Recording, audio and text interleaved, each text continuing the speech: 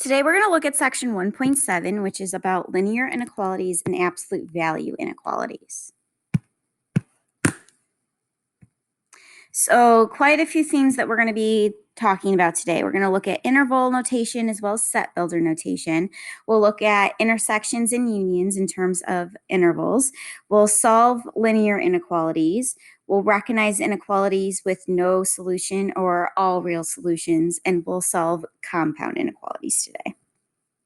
All right, so solving an inequality. Solving an inequality is the process of finding the set of numbers that make the inequality a true statement. These numbers are called solutions of the inequality, and we say that they satisfy the inequality. The set of all solutions is called the solution set of the inequality. So set builder notation is one way for us to show all of our solutions. So set builder notation is shorthand used to write sets, often sets with infinite number of elements. So an example would be this right here, where we've got our little brackets, and this is read as the set of all x such that x is greater than 0. So the first variable they show you just tells you this is the variable that we're defining. That vertical line is the phrase such that, and then the second half is the inequality that is describing the situation for that defined variable. Okay, so we'll always start with those brackets, the variable that we're defining. So in our case, it'll be x, and then that vertical line, which represents the phrase such that. But then whatever comes after that vertical line is going to be that inequality that will help explain the restriction on x. Interval notation. So subsets of real numbers can be represented using this interval notation. So suppose that a and b are two real numbers and that a is less than b. We have something called an open interval where, remember, the smaller number goes first, so a comma b, and notice there's parentheses around them.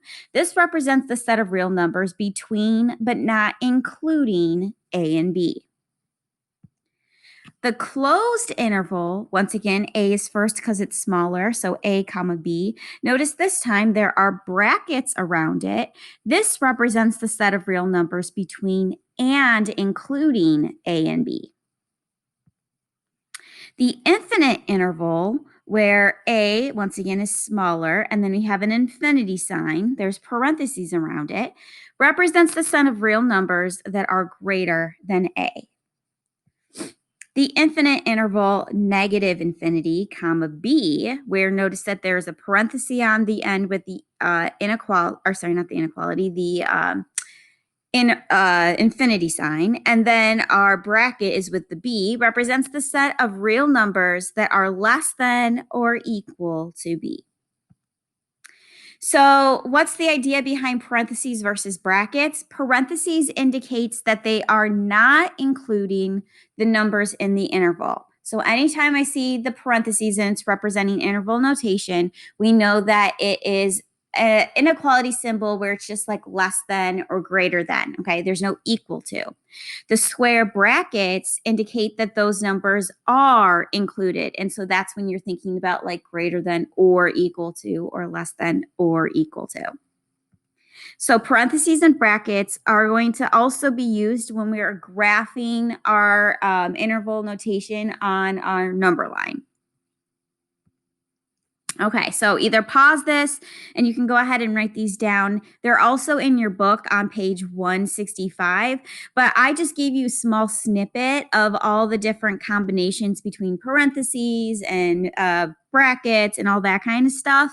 It's also written in set builder notation here in the middle. And then I also have a visual aid with a graph. Notice that on the number line, once again, there's either brackets or parentheses depending on if the number is included or is not included. So let's look at a couple of examples here. The directions say to take the set builder notation and to rewrite it in interval notation. Okay, so really what we have to look at when we're looking at the set builder notation is the inequality part that comes after that first phrase of x such that. So in this case, we have -2 is less than or equal to x, which is less than 5. So notice that -2 is on the left because it's smaller than 5. So -2, 5 is how we're going to start that set builder notation.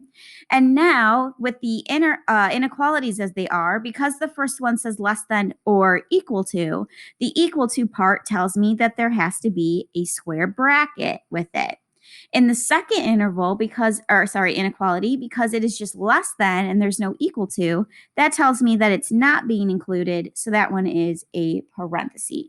And this is our answer going from set builder notation into interval notation. Okay, notice that this next one, once again, we look at the inequality. Here we have x is less than -1. Okay, so we're trying to find values that are smaller than -1. So that means that -1 is actually the biggest number represented in this entire set of numbers. Okay, so if it's just less than, that means it keeps getting smaller and smaller and smaller without any stop to that. So that's where then we have a negative infinity. All right, notice that anytime we're dealing with an infinity sign, whether it's positive or negative, there's no such thing as you actually going to be able to get to infinity. Okay, it just keeps going and going and going. And so that means that we can't actually include that number because it's not a specific number that we're going to, which means that you have to have parentheses whenever you're dealing with an interval that has an infinity sign. On the other side, because x was less than -1 and it's not actually including it, it doesn't say equal to, we'll need a parenthesis on this side as well. And so here is my interval notation.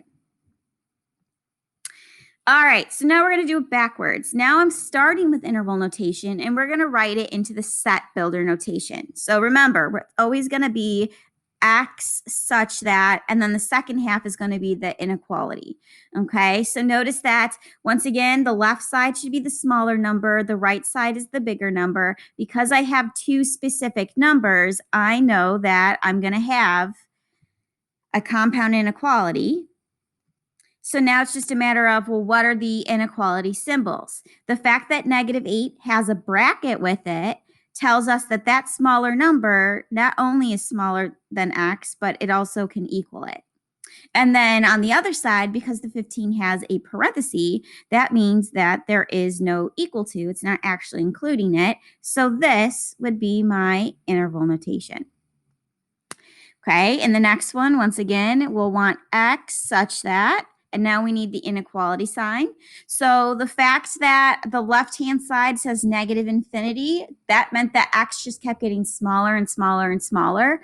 On the right-hand side, 7 is the biggest number. Notice that there's a parenthesis with it, meaning that it's not actually including 7. So that means that x has to be less than 7. And this is my set builder notation answer.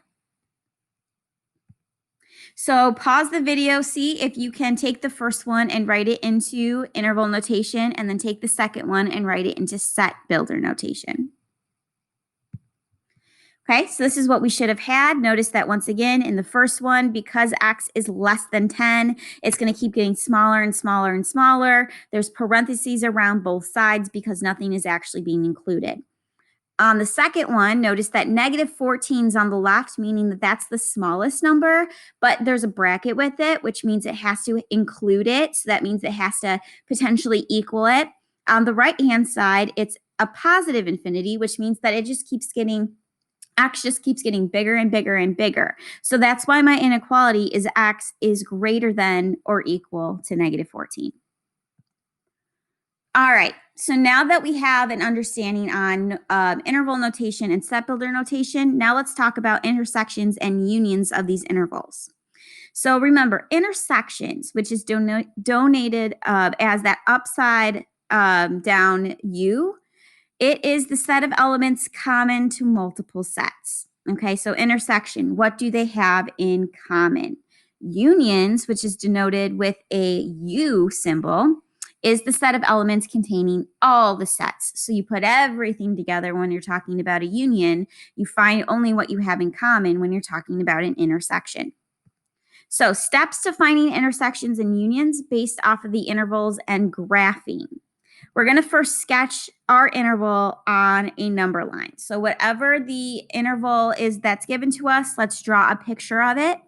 And then from that picture, we're going to find the portion on the number line that the graphs have either in common or that we can create the whole entire thing depending on if it's an intersection or a union. So let's look at a couple of examples. So once again, use graphs to find each set. So that means that we're going to have to create a number line. Okay, so we're going to have to number it in a second. Notice that we have our first interval notation as -1, 3, and there's brackets around it. Okay, so I'm just going to go, since 1 is the smallest in that set, I'm going to make sure that I go at least a couple numbers smaller. So let's say -1, 0, 1, 2, 3, and then I'm going to go a couple bigger, so 4 and 5. Okay, so those numbers will be enough to help me with the first set. So notice that we've got 1 with a bracket, and we've got 3 with a bracket, and it's all the numbers that are in between them. So that picture represents that first half. Okay, notice that my symbol means that we're talking intersection, so I'm going to be looking for what they have in common, not everything together. The second half is 2 to 6. So notice that I already have 2 and a couple numbers on the left of 2. I have to go 6, and so then I'm going to go a couple more. So I'm going to go 7, 8. Okay, notice that there's parentheses around those. So it starts at 2 with a parenthesis, ends at 6 with a parenthesis. So it's everything that's in between. Okay, so because once again, we're talking about an intersection, I'm just looking for what do they have in common? Or now that I have this picture, basically, where do they overlap? Notice that these two things overlap right here. Okay, so notice that the first place that it overlaps is at 2. Now, it's included on 2 on the top. However, because there is a parenthesis with the 2 on the bottom, I'm going to have to say that 2 is the first thing that they have in common, except it's not actually being included. So there's a parenthesis there. Notice that the farthest that I can go is to 3 because that's where it stops with the first picture. Notice that 3 is in between 2 and 6 for the second half, so it is being included there. So that means I get to have 3, and this time we'll have a bracket. And this would be the intersection between those two sets. All right, so if we're looking at the next one, problem number 2, we have -infinity to 7, and then this time we have a union symbol, and then we have 3 to 10. All right, so once again, if I have my number line, I know that between these two, -infinity is obviously the smallest number. Notice that 3 is technically the smallest number in the other set. So I'm going to make sure that I have 3, and then I'm going to go a little bit smaller. So I'm going to go down to 1 there. Okay, notice that 10 is the biggest number. So I know that I need to go up to 10.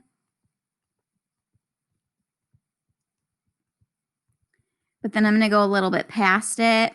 So I'm going to go up to 12. All right, so there's my number line. Now notice that if the first half goes from -infinity to 7, notice 7 has a bracket, but -infinity is heading towards the left. And because there's no stopping it, I'm going to just have an arrow showing that it's going to keep continuing to go to the left, head towards those -infinity numbers. On the right-hand side, it starts at 3 with a bracket. It goes to 10 with a parenthesis. And then once again, this time we're talking about a union. So we're talking about let's combine these two things together. What do we get? Well, combining them together means that I'm going to continue going to the left towards -infinity.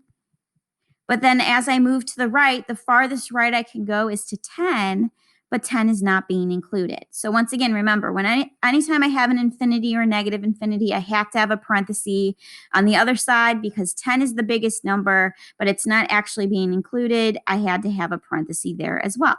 So this is the union between those two sets. Okay, so pause the video, see if you can figure out the set based off of this information. Okay, so we have an intersection here. So we're looking just at what do they have in common. Hopefully you notice that from -2 to 4 is what they have in common, brackets on either end. All right, so solving linear inequalities. I know that this slide might look a little intense. The only thing that I really want to talk about on this slide is the fact that anytime you have an inequality, adding and subtracting on either side of the inequality is not going to change that inequality. So notice that these symbols here are all the same because adding and subtracting does not change that inequality. The sign will remain the same. Anytime you're multiplying, or in that case, dividing by a positive number, once again, notice that all the symbols stay the same. So anytime you multiply or divide by a positive number, inequality sign will remain the same. But notice that when you are multiplying or dividing by a negative number, notice how originally A starts off less than B, but at the end of the day, if you are multiplying or dividing by a negative, notice how the inequality sign flips. So that's the big thing here. The only time the inequality sign will ever change when you are manipulating it is if you multiply or divide by a negative number. All right, so let's solve and graph the solution set on a number line. So I want to start getting x by itself. There's two numbers on the same side. I start with the number that is not attached. I'm going to subtract. So that gives me -3x, which is less than or equal to, because remember, subtracting doesn't change that inequality sign. That still stays then 3. I'm going to divide by -3. And this time, because I'm dividing by a negative, that does change the inequality sign. And so now x is greater than or equal to -1. So if I'm thinking about it in terms of interval notation, notice that if -1 is the smallest number, but it's including it, there's a bracket there, and it's going up towards positive infinity, which has a parenthesis. If I was looking at it in set builder notation,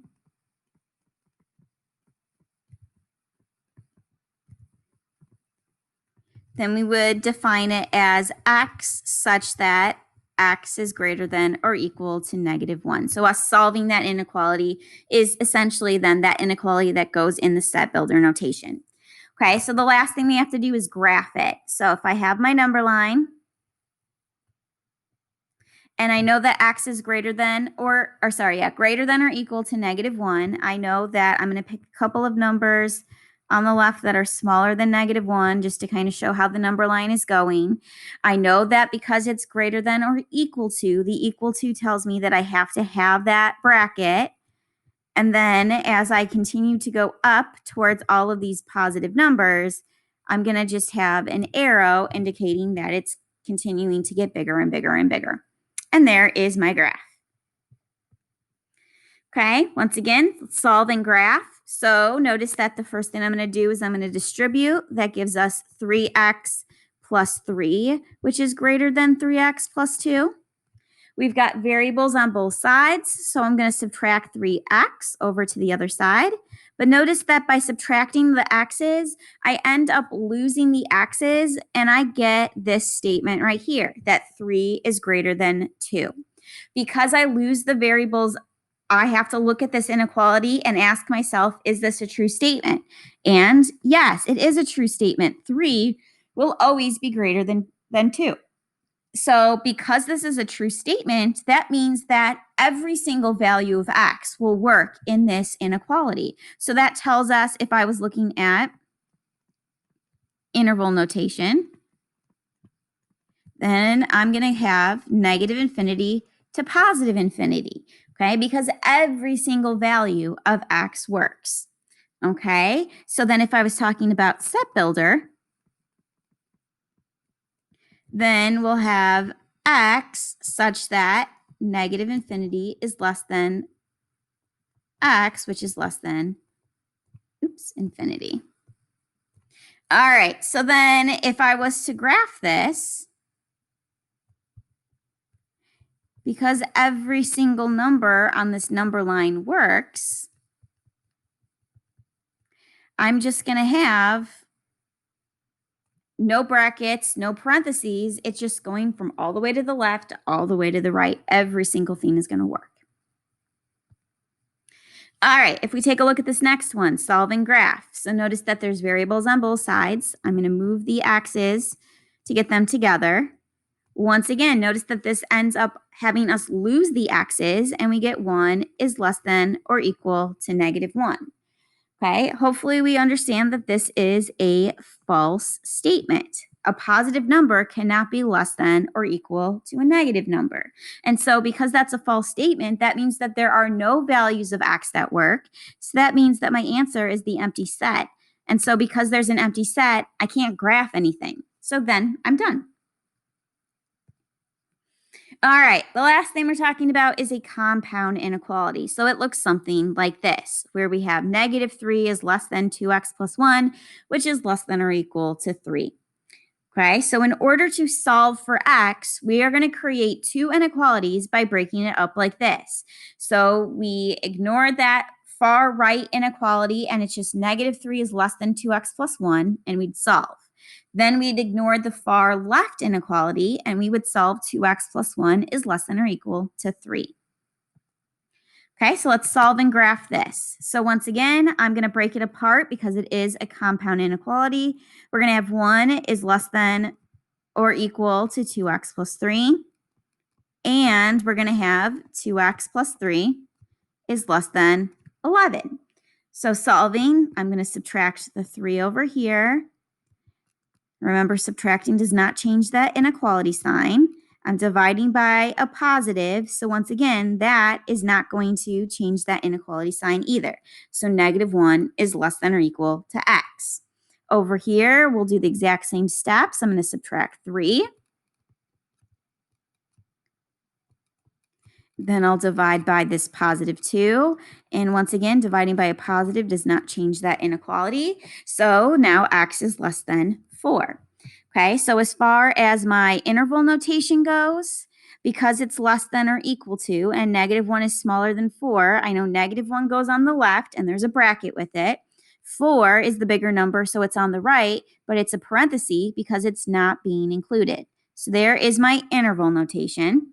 If I want my set builder notation, remember it's x such that, and then it would be -1 is less than or equal to x, which is less than 4. So we're just putting those back together. Okay, so there is my set builder notation. So now the last thing I have to do is actually graph it. Okay, once again, -1 is the smallest number, so I'm going to just pick a couple numbers smaller than that to get us started. I know that I have to go up to 4, but I'm going to pick a couple of numbers past 4 as well.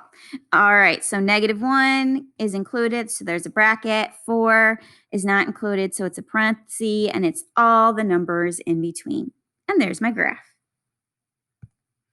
Okay, so pause the video, see if you can solve and graph the solution set on a number line. Okay, so splitting them up, we should have had our interval notation as -5 to -2. Notice that -5 has a parenthesis while -2 has a bracket. And once again, it's x such that -5 is less than x, which is less than or equal to -2 as my set builder notation. Okay, so those were all the objectives that we covered today, and hopefully they make sense.